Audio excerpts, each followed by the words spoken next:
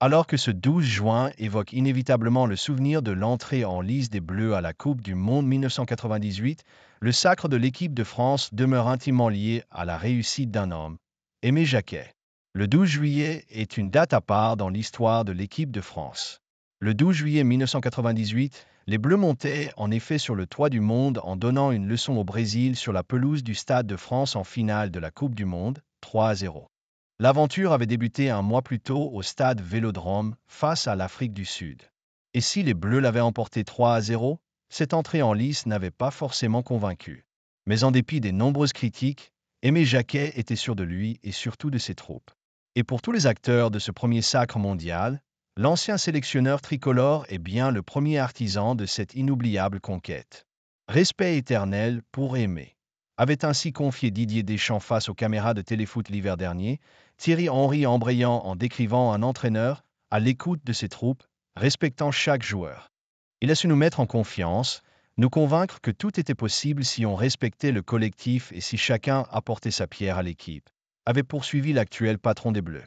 Aimé Jacquet, un meneur d'hommes hors pair. À l'instar de ses deux anciens cadres de l'équipe de France, les Bleus ont toujours été dithyrambiques au sujet de leur ancien sélectionneur. Béchante Lizarazu avait même eu les larmes aux yeux sur le divan de Michel Drucker en parlant d'Aimé Jacquet. 6 mois avant la Coupe du Monde, j'étais encore dans le trou. J'avais une pubalgie et j'ai galéré pendant presque 1 an et demi avec ça. Pourtant, Aimé Jacquet m'a toujours appelé.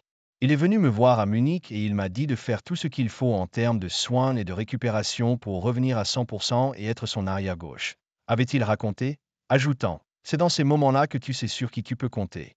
Fabien Barthez s'est également montré particulièrement élogieux par le passé lorsqu'il fut question du héros de l'homme à l'origine du sacre de 98.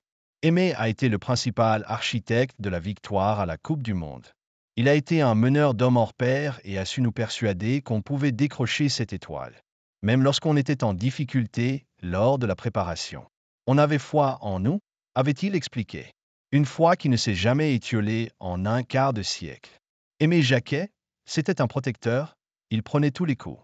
On sait tous qu'on lui doit beaucoup, a de son côté raconté Alain Bogossian, éternellement reconnaissant pour celui qui a su transformer l'image des Bleus.